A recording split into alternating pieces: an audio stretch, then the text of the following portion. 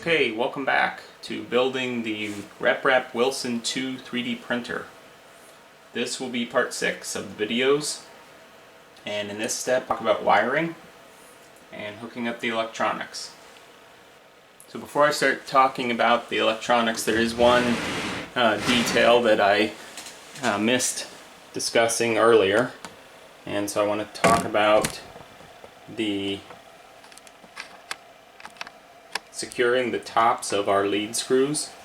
At the top of our upright frame, there's 2 holes here, one on each side, and the lead screw just sits inside that hole, and you can leave it just like this if you want. You can also put a 608 bearing down in these holes, and then the lead screw will just ride inside that bearing. You just put one on each side.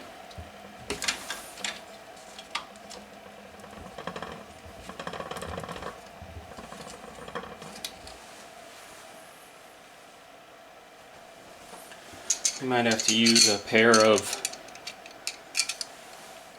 pliers to kind of press those in, just like this.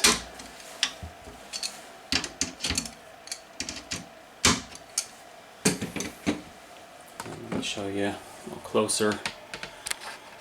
So you can adjust the height of the lead screw if you want by loosening up down here at the shaft coupler, and then raise that rod up a little bit so that it'll just peek through the top of this. You should have enough of the lead screw to do that. It's not really necessary, but when we used to use threaded rods for the Z-axis, you never wanted them constrained at the top because the threaded rods are not very linear. But with lead screws, my understanding is that this is a good idea, although the smooth rods here are actually going to keep our Z-axis true. So I'm not sure if this is really adds anything, but anyway, that's what those holes are for in the top, and you can choose how you want to use them. Okay, so now that we got that out of the way, the next thing that I'm going to do is mount the print bed onto the printer.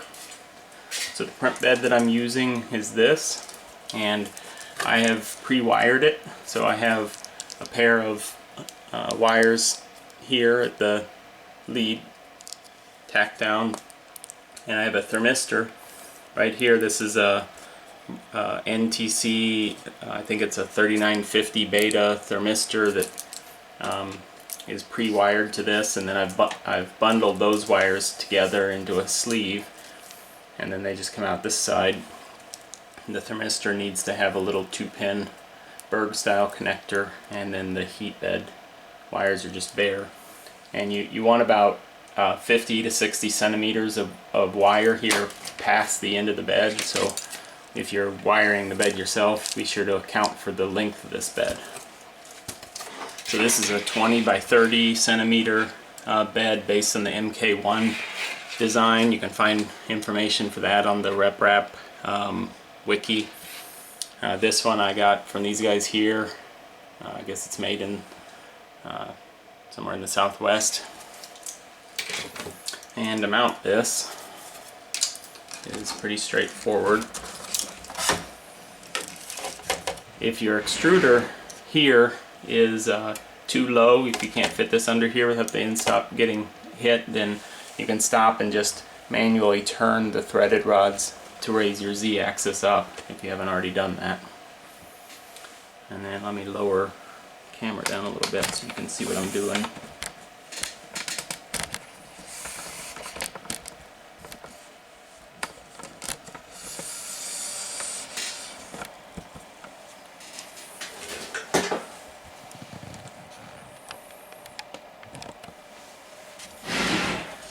Okay, so there's 4 holes that mount this, and to mount it you're going to want to get 4 pretty stiff springs. These are not not real long, they're super stiff. And 4 M3 by 30 millimeter screws.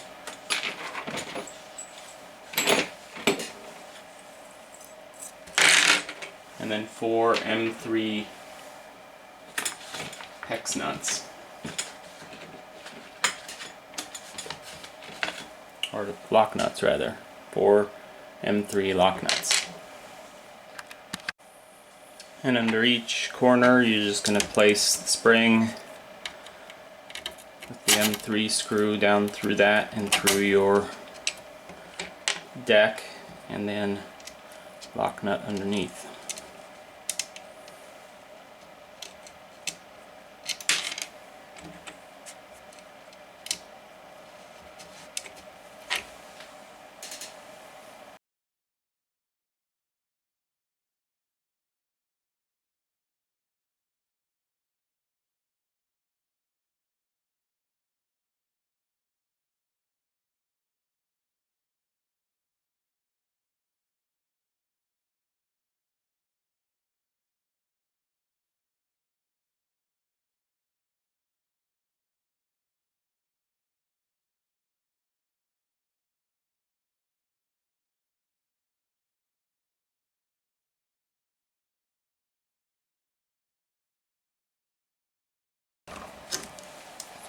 So tighten those 4 down pretty tight. You can see there's still a little bit of compression left. And you want all 4 corners to be compressed the same amount, but you don't have to fine tune that just yet. So just kind of eyeball it and try to get them each about the same amount, and then I'll show you later how to fine tune that. Alright, next up I'm going to start attaching the electronics. And so I'm going to push this back. And let's just talk about how the electronics are going to get mounted to the machine. This is the plastic piece that will mount the Arduino controller and the ramps board. So you're going to need that. And then here is the controller that I'm using. This is a Arduino Mega 2560. And I have the ramps shield that I'm using. And I'll talk more about this in a second. And then I have a fan. This is an 80 millimeter square by 10 millimeter thick 12 volt fan. So this is going to be for cooling, keeping the electronics themselves cool. So back to my ramps board. I've kind of prepped this already a little bit, and what I mean is I've installed the drivers for the stepper motors. That's these 4 little daughter boards that are on here with heat sinks on the driver chips, and I've preset these little potentiometers that you see at the top of each driver right here. I've set each one of these to about half scale, and you probably can't see this on here, but there's a flat side to that little round trim pot if you look real closely. And yours might be different, but on all the ones that I've used, if that flat side is parallel with the top side of this board, then that's about mid-scale.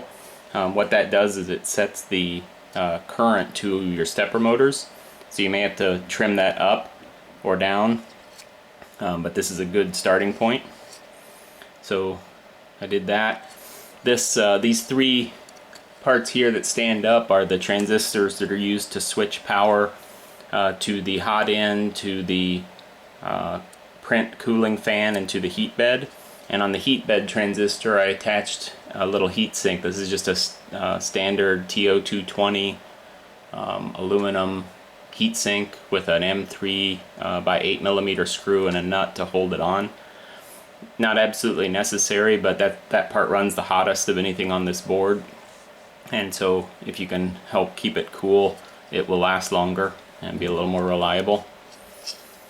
And then the other thing is, down inside here between the stepper motor driver for the x-axis and these 2 poly fuses, I installed a 2-pin Berg connector. So this is just a 1/10 inch centered male connector that sometimes the ramps board will come with that installed, but usually not, so you'll have to install it if you want it.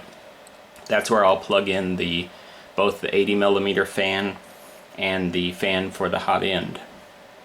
So on that topic, this again is the fan that I want to cool my ramps board, and it already has a little 2-pin connector which will fit on this header. And so I could plug that on.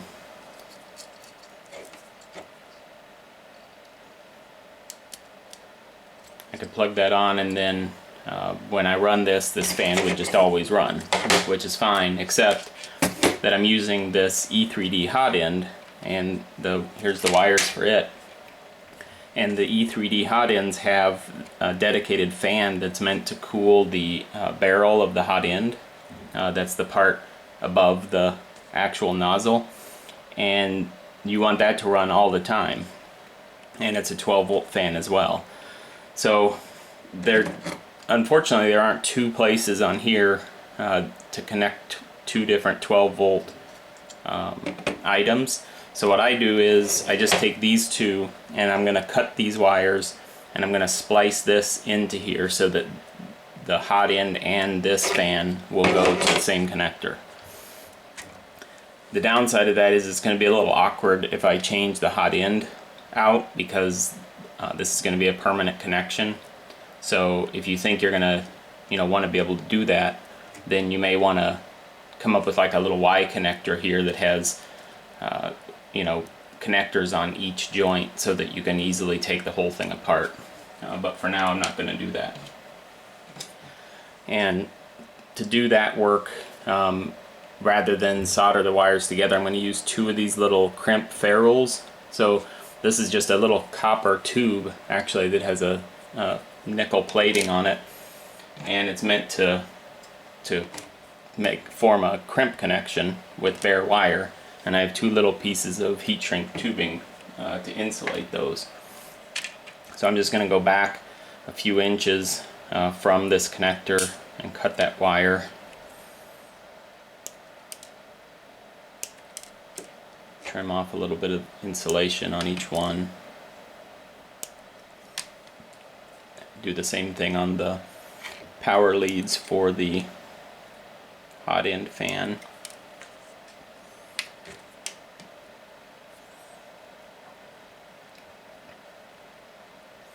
And then I'll start with the connections on the load side. I'm just going to twist those 2 together. Put a piece of heat shrink over both of them.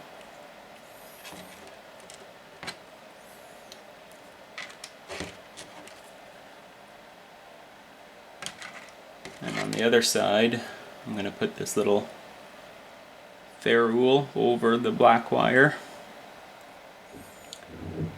and then put a hook in those leads. Hook them together. Here, I'll zoom in on this.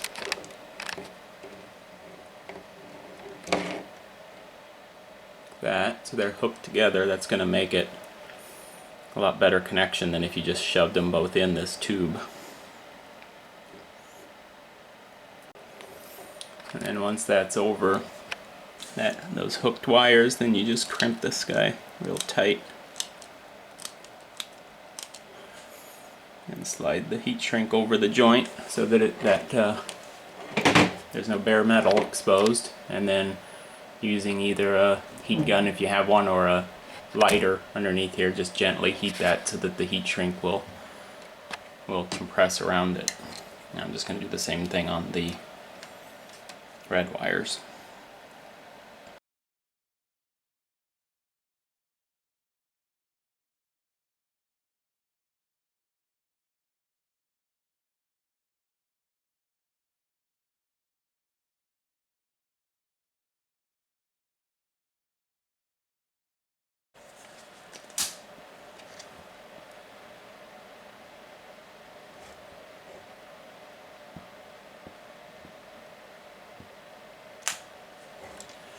And then, since I'm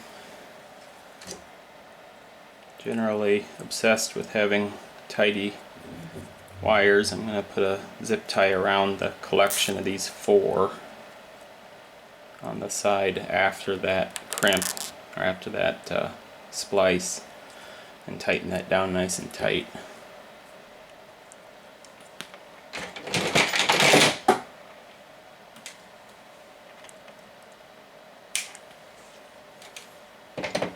Okay.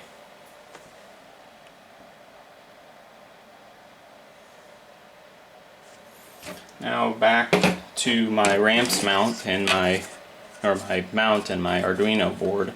I'm going to attach the board to the mount before I put the shield on. So you can just line these holes up. The USB and power for the Arduino will point down. Our fan will be on the left. And you could use screws to attach this, but personally I just use these zip ties because, well, I'll show you in a sec.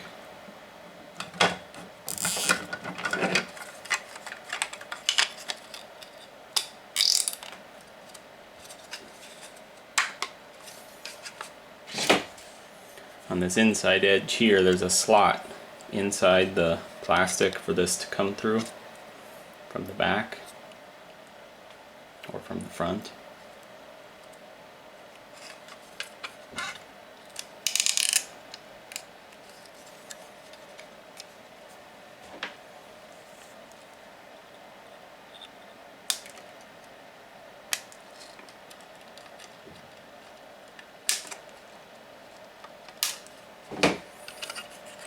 Okay, so that's attached nicely. Then I can put the ramp shield on. So this just make sure none of these are bent and kind of carefully line them all up around all three sides, and then just press that on like that. And then before I attach the mounting plate to the printer, it's easier to attach some of the wires before we do that. Namely the terminal block down here at the bottom, which is where the power for the heat bed and the hot end and the print fan are going to go. So loosen those up if they aren't already.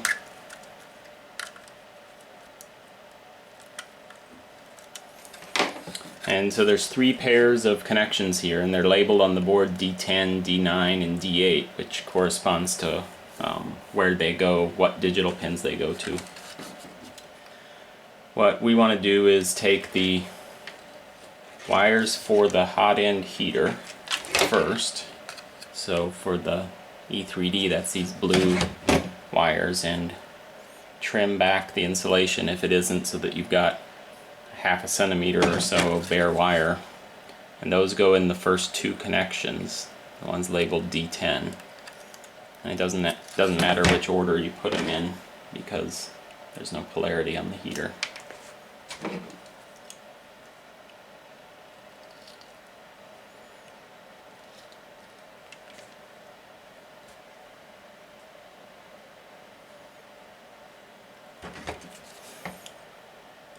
You don't want to trim that insulation too far, because then you'll have bare wire out here which can short to something else.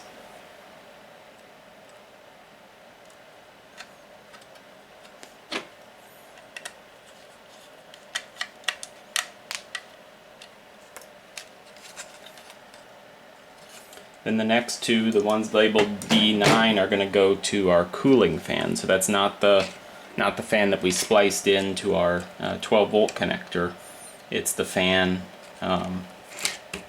which the machine will turn on and off.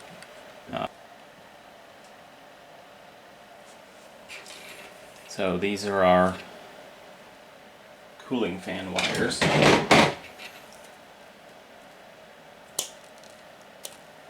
Clean up that end a little bit.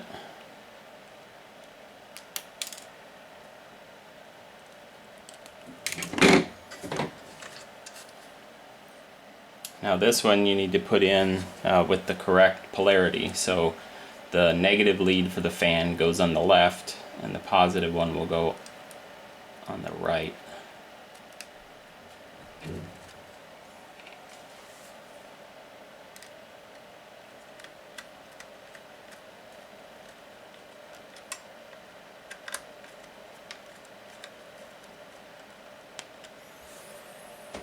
And then lastly, I'm going to attach the heater wires for our heat bed. Now on the heat bed, there's not a polarity for the heat bed itself, but if you have an LED on the heat bed, you may or may not need to put these in the correct order.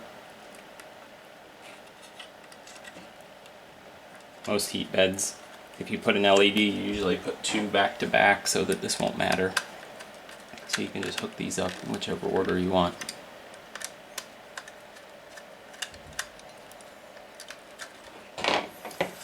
Okay, so pretty happy with that. Looks nice and clean. A little bit of the insulation there, not a wire. So these are all good. So now with those in place, I'm going to put this onto the frame. So these two screws from earlier should already be on your frame. You just loosen them and shove them down over those tabs.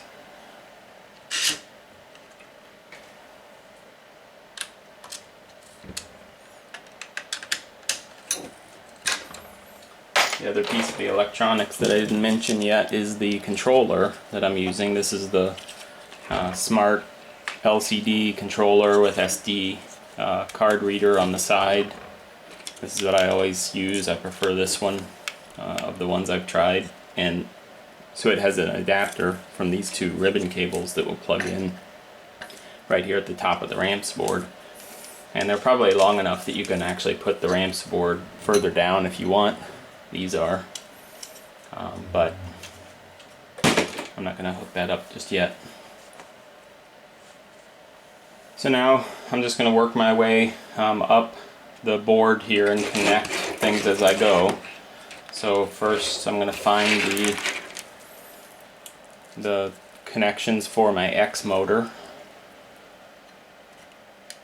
and my X in stop are right here.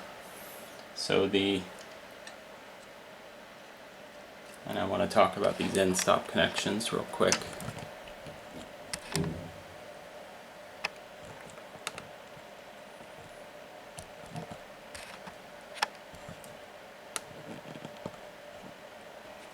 So there's these 6 connections along this side are for connecting end stops.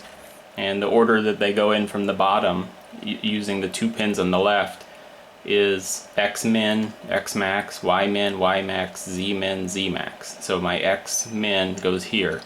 And we're not using end stops on the max side of each axis. So we're going to skip each pair. So our X goes on the first row. And you might notice that I put jumper headers across the row here on the right. Those pins are all 5 volts, and I put jumpers there on purpose. They don't serve any function except to keep me from plugging this accidentally on the right 2 pins instead of the left 2 pins. And the reason is that if you plug it into the right 2 pins and you're using normally closed switches like I am, then you can destroy the 5-volt regulator on your Arduino board the instant you turn it on. I think it's a really bad design choice to put those two right next to each other, but it's done so that you can use end stops that need power. So that's why that's there, but mine don't need that. I'll get my Y motor next.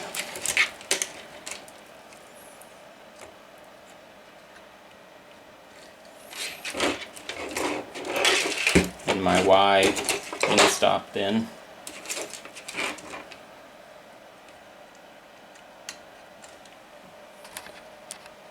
So that goes 1 row skip a row, and then the Y min goes on the next one.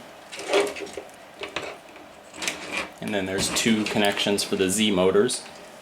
I put labels on these a long time ago. And they go side by side.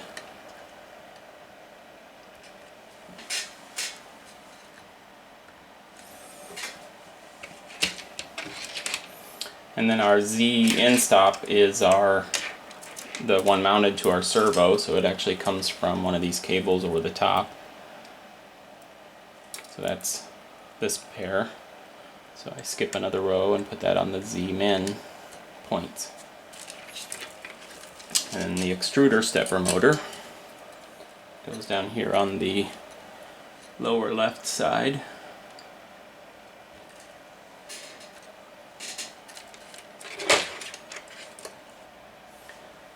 And then we have two different thermistor connections we need to make. So the first is this one from our heat bed, comes from that thermistor that's taped to the bottom of the heat bed. And this is T1, so it goes right there. And then the thermistor from our hot end goes right beneath that, where it says T0. And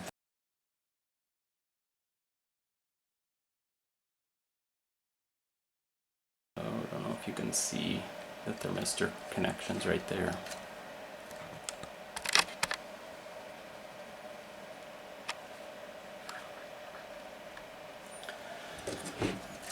Now, before I get to the whole servo connection, I'm going to attach the 12-volt cooling fan. So it goes here on the side. And again, the label side is the outlet of the fan, so it wants to be towards the ramps board. And I'm going to turn it around, I think, so that the wires come off of the back, where they'll be easier to tidy up later. So to connect this, you'll need two M3 by 14 millimeter screws and M3 nuts. And you just put those through the back two holes and tighten them down.